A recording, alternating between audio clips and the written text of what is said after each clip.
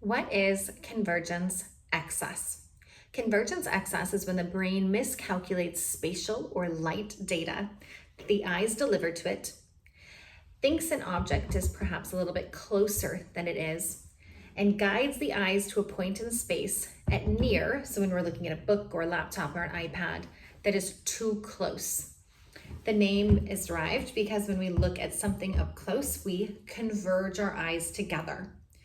If you were to look at something up close and you converge your eyes excessively, you'll be aimed at a point in space that is closer than where the object is, and you will get double vision anytime your eyes are not aligned at the target.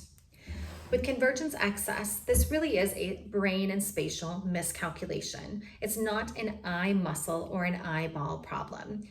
With convergence excess, what happens is when you look at near, you should have a resting position that is slightly behind the target. But because the brain miscalculates and guides the eyes in front of the target, it then causes strain on the anatomy and the rest of the system to correct for that misalignment. The ideal resting position for our eyes at a near target is actually 3 prism diopters behind the target with a standard deviation of plus or minus 3. So technically, our eyes should be resting 0 to 6 exo, meaning it's behind the target phoric. If your eyes are resting esophoric in any amount at near, then your eyes are outside of a standard deviation of a normal alignment at near. And you are now having to exert extra effort, and it can obviously cause strain, to keep single vision at near. I kind of will relate this to standing straight. If you have a hard time standing straight, then every complex task that you do beyond that is going to be really challenging. So patients who have convergence excess and they have a miscalculation and misalignment are now going to have a harder time when it then comes to tracking a moving object, doing saccades from the end of one line to the bottom of another, focusing, and all of those higher cognitive skills like remembering what they read, decoding the letters, solving the math problem. During moments where we lose that alignment and moments of fatigue, the patient will get double vision.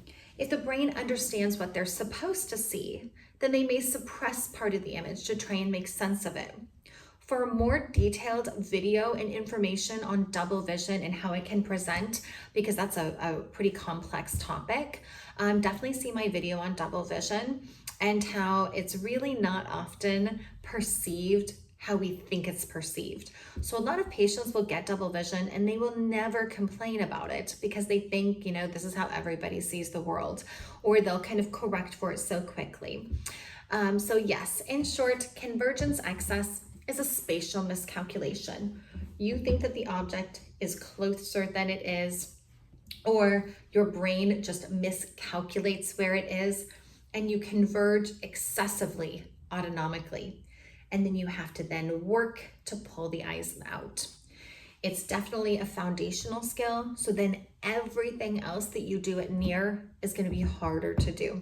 It's like running a marathon with a brick in your backpack. So hopefully this makes sense, and kind of all of the other symptoms that can come down the line. But I hope this video was helpful in understanding the basics of where the error is for convergence excess.